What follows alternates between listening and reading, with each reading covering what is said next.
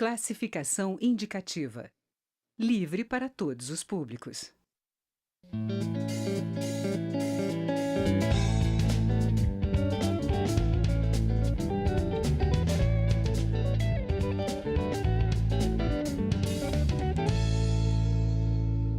Olá! A reforma da Previdência Social é o tema que vai dominar boa parte da pauta da Câmara dos Deputados neste ano. Foi um dos dois grandes projetos encaminhados pelo presidente Jair Bolsonaro para o Congresso. A proposta modifica significativamente o sistema atual de aposentadorias, aumentando, por exemplo, a idade mínima para o trabalhador se aposentar. Ela passa a ser de 65 anos para os homens e 62 para as mulheres. De acordo com o texto do governo, para receber a aposentadoria integral, serão necessários 40 anos de contribuição. Para conversar sobre o tema, eu recebo hoje o deputado Mauro Benevides Filho, do PDT do Ceará e também professor universitário. Foi secretário de Fazenda durante as gestões de Cid Gomes e de Camilo Santana como governadores daquele estado. Elaborou também o plano de governo na área de economia do candidato à presidência Ciro Gomes. Eu sou Mariana Monteiro e este é o Palavra Aberta, um programa da TV e da Rádio Câmara. Olá, deputado. Cumprimentar especialmente pela importância da matéria e poder traduzir para a população brasileira o porquê dessa relevância. Pois é, deputado. Hoje, do jeito que chegou aqui o projeto, há alguns pontos no texto que já estão causando polêmica, principalmente junto aos partidos de oposição. O senhor é do PDT. Que são as aposentadorias do trabalhador rural e da trabalhadora também, e das professoras, né? Dos professores, mas mais das professoras. O senhor pode explicar para a gente o que está causando polêmica exatamente? Bom, então vamos primeiro entender, desenhar o quadro que o Brasil ultrapassa nesse momento. Certo. Se você examinar o orçamento do governo federal de 2017, 17/18, você vai perceber o seguinte: o país, o governo federal, ele gasta com previdência, tanto do INSS quanto do regime próprio de previdência do servidor federal. Se você somar essas duas despesas, está lá no orçamento o gasto de aproximadamente 710 bilhões de reais. Bilhões com B de bola, para que o nosso telespectador compreenda a magnitude disso. Ao mesmo tempo em que eu examino quanto o Brasil gasta com educação, é um choque tremendo. O brasileiro ou a brasileira, ela não tem conhecimento disso e é importante a gente massificar essa informação. 710 bilhões na Previdência, 95 na educação. Há um disparate muito grande. E na saúde, para complementar ainda mais, nós gastamos 109 bilhões. Portanto, há um valor que precisa ser compreendido e que precisa ser consertado na maior rapidez. Inclusive porque, vou dar aqui um outro dado, se você olhar desses 710, cortar pensão por morte. Nesse corte, o Brasil gasta por ano 120 bilhões de reais por pensão. Sabe quanto o governo federal repassa aos estados brasileiros através do Fundo de Participação dos Estados, que é aquele percentual que os estados e municípios têm em relação à arrecadação do imposto de renda, em relação à arrecadação do IPI? Pois vamos lá, 120 milhões pensão, 80 bilhões toda a distribuição de recursos que o governo federal faz para estados, por exemplo. Portanto, esse processo de alocação precisa ser mudado. Agora, essa mudança, essa alteração, ela não pode acontecer em cima do trabalhador mais pobre, naquele que é beneficiado, que você acabou de mencionar, que são aqueles que não conseguem contribuir cotidianamente durante os 15 anos, e aí eles vão para um critério da assistência social, que não é nem, vamos dizer assim, previdenciário, que é o BPC. Esse valor no Brasil hoje é um salário mínimo. O benefício de prestação continuada. Exatamente. Esse valor é um salário mínimo. Está sendo proposto e hoje você recebe quando alcança 65 anos de idade. Exatamente. O que é que o governo está propondo? Reduzir isso para 400, voltando para 60 anos e não 65, mas só vai pagar o salário mínimo com 70. Então, isso é uma carga que, nesse momento, o trabalhador não tem mais como fazer. Ele já está na remuneração mínima em relação a esse ponto. Então, ele receberia menos do que o salário mínimo. durante né, um certo tempo, a Bem contra-informação é de que seria antes, que ele não recebe hoje, mas a partir de 65 ele continuará recebendo 400. Se, em princípio, a antecipação pudesse ser uma boa coisa, o continuar dele até 70 diminui o valor recebido no período. Isso Então, o senhor não acredita que vai passar aqui, eu não então? acredito. Eu acho que o próprio governo, o próprio secretário de Previdência, Rogério Marinho, conversando com o ministro Paulo Guedes, eu acredito que essa matéria vai, com certeza, ser consertada, porque as pessoas precisam consertar a Previdência? Sim, mas vamos acabar os privilégios lá em cima. Isso. Não E pode a ser lá questão do embaixo. produtor rural? Vamos voltar um pouquinho só para isso. Veja, o agricultor, que hoje ele, com 15 anos de contribuição, por que 15 anos? Porque o trabalhador ele não tem a mesma frequência que um trabalhador do setor privado que está no ar-condicionado, que trabalha todo o tempo, nem a expectativa de vida dele é igual, nem mesmo a regularidade. Às vezes ele planta e não colhe, não tem nada a pagar. Por isso que esse período, em vez de ser 30 ou 35 anos, como normalmente se vê nas outras categorias de trabalhadores, há um espaço menor que se é cobrado dele. Está se demandando desse mesmo trabalhador mais 5 anos de contribuição, indo para 20 anos de contribuição. Essa é uma matéria que também tem causado problemas na interpretação dessa casa. No entanto, tem a progressividade da alíquota previdenciária, isso é uma coisa extremamente relevante. Paga maior alíquota quem ganha mais, paga menor alíquota quem ganha menos. Isso é um conceito fundamental. A própria idade mínima, que o Brasil, ele antigamente, vou dizer, 20 anos atrás, você tinha uma expectativa de vida de 68, hoje você vai para a expectativa de 84 anos. Portanto, o Brasil, o homem e a mulher, e sempre lembrando, a mulher inclusive vivendo mais um pouco, o tempo de fruição, ou seja, de recebimento da aposentadoria, se estendeu muito.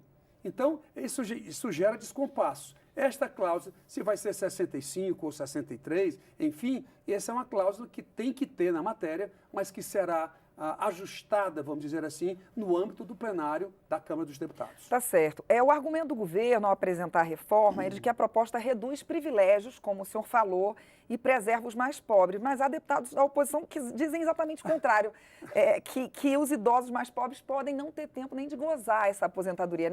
É nesse sentido que o senhor diz, exatamente. Né? A Previdência ela precisa ser requalificada nos seus valores. Agora, nós temos que identificar qual é o pilar que vai pagar essa conta. Eu, inclusive, tenho uma outra ponderação que o meu partido, o PDT, nós fizemos isso durante a candidatura do nosso presidente Ciro Gomes, que é... Três pilares, Três pilares, que era o pilar social, separando de previdência a assistência social, que aqui no Brasil tem a LOAS, que é a Lei de Organização de Assistência Social, que onde está o benefício de proteção continuada, o tal BPC. A gente separa essas contas do pilar social com um salário mínimo, como sendo o passo, a remuneração, o que eles estão propondo menor agora, estão elevando para 70 anos, e também tínhamos um pilar de repartição até R$4.000, repartição é esse modelo de agora, que os atuais trabalhadores pagam pelos que se aposentaram ontem. E um terceiro pilar, chamado de capitalização de contas individuais, que é onde o trabalhador, o servidor público, contribui para si próprio, não mais para um bolo para ser repartido. Como se fosse uma previdência privada? Não é previdência privada, porque nós defendemos a contribuição patronal. Na previdência privada, você só tem a sua contribuição. O que nós propusemos à época era uma capitalização de contas individuais com as duas contribuições. Dos dois lados. Exatamente, a contribuição do trabalhador e as duas pontas. Porque isso dá primeiro, por definição, sistemas de capitalização de contas individuais, o déficit é zero, não existe déficit. Por quê? Porque o que define o montante da sua aposentadoria é quanto você contribuiu ao longo dos anos. O homem, 35, e pode ampliando para 40, ou mulher, dependendo da categoria. Professor, em vez de 35, é 30, mulher, 25, enfim. O bolo que você colocar. E você consegue enxergar esse valor todo mês, porque a conta é individual. No regime de hoje, você coloca lá no bolo, você não sabe nem... Perde um pouco o controle. Perde um pouco o controle. Então, se isso não for aprovado, e a matéria que está na casa, eu já tive a oportunidade de conversar com o secretário Rogério Marinho, com a sua equipe inteira. São grandes profissionais, é bom que se frise isso, ele tem tido muita habilidade, mas esse é um princípio que nós não podemos deixar para a lei complementar. Certo, porque muitas coisas estão sendo colocadas na lei complementar. É isso que tem se descoberto ao se esmiuçar esse projeto enorme. Exatamente. Né? Eu, pessoalmente, ainda não afinado no âmbito da bancada, eu acho que regra, por exemplo, uma alíquota, ela não precisa estar na Constituição. Ela vai para uma lei complementar. Agora, o modelo tem que estar lá. Fica instituído o regime de capitalização de contas individuais, vírgula, com a contribuição patronal e do trabalhador, vírgula, que será definida assim assado. Portanto, o modelo, a base da essência é muito importante, até porque está lá inserido um modelo de previdência que poucas pessoas no Brasil ouviram falar ou no mundo, que é o sistema de previdência nocional, que ele é o artigo 201A da proposta que está nessa casa, e eu li atentamente, por isso que tenho conversado com todos os segmentos de entidades, de sindicatos, do setor privado, de investidores. Eu tenho usado o meu tempo fortemente para mostrar a necessidade da reforma, mas, ao mesmo tempo, preservar esse pessoal de classe mais baixa. Esse pessoal compreende que a capitalização com as duas contribuições, ela é extremamente aceita, totalmente aceitável. Tá certo. O senhor pode vir a presidir a Comissão Especial da PEC, que é a PEC, a Proposta de Emenda à Constituição, em que está toda essa mudança na Previdência. O senhor está sendo cotado para isso, né? Há negociações nesse sentido.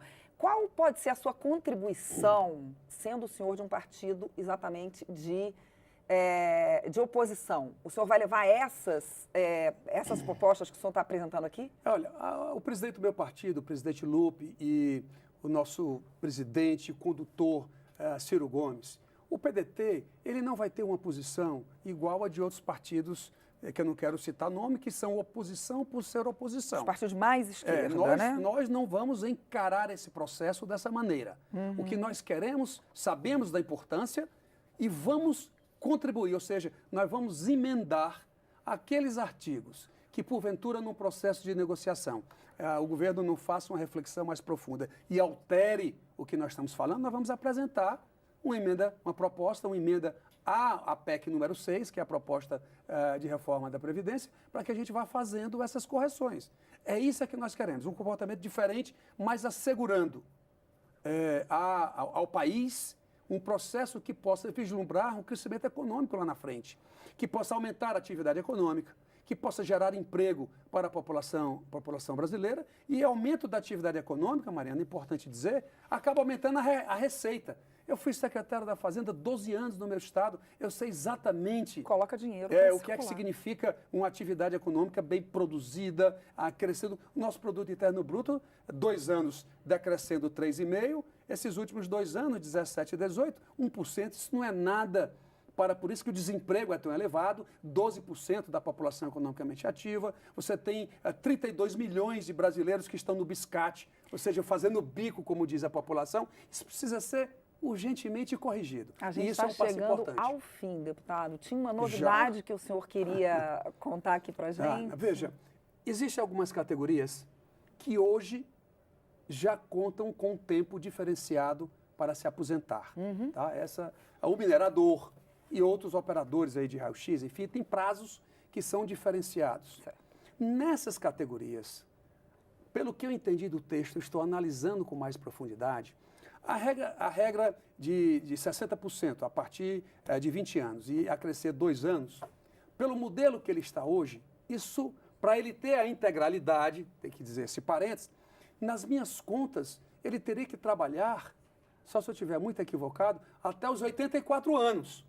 Então, eu acho que o texto, não sei se o texto não está redigido adequadamente, eu estou ainda aferindo essa veracidade do que eu estou dizendo nesse exato instante, porque isso também, para não manchar, a gente vai corrigir isso, para não perder a essência da reforma, que é tirar privilégio de pessoas que ganham muito dinheiro e pagam pouco. Daí a razão do governo federal ter proposto o acréscimo da alíquota, porque para estados ele traz todo mundo para 14%, Vários estados já fazem, 7 estados já fazem isso, o nosso estado do Ceará já faz isso, 14%. Agora, ele cria a possibilidade para regimes que continuem com o déficit atuarial, você ter a possibilidade de temporariamente, transitoriamente, você poder elevar essa alíquota por mais 8% para salários acima do teto de R$39 mil. Então, tudo isso tem que ser bem visto, né? Bem esclarecidos para todos nós. Esclarecido. E para a própria casa, que vai ter o discernimento. O presidente Rodrigo Maia tem sido importantíssimo nesse processo, coordenando as visões, contemplando os partidos na CCJ, na comissão especial. Portanto, a lembrança do meu nome é muito mais pelo interesse da área, pela vivência de muitos anos, mas com certeza é importante que a gente traga, todo mundo venha, o partido, os blocos de oposição possa vir a contribuir para esse momento tão singular da vida econômica e política brasileira. Eu agradeço muito a sua participação. Haverá outros momentos também para o senhor vir aqui na TV e rádio discutir. Eu conversei com o deputado Mauro Benevides Filho, do PDT do Ceará, cotado para ser o presidente da comissão especial que vai analisar a proposta da reforma da Previdência aqui na Câmara. Eu sou Mariana Monteiro e este é o Palavra Aberta, um programa da TV e da Rádio Câmara. Para rever esta edição e assistir a outras, é só acessar câmara.leg.br/palavra aberta. Até a próxima.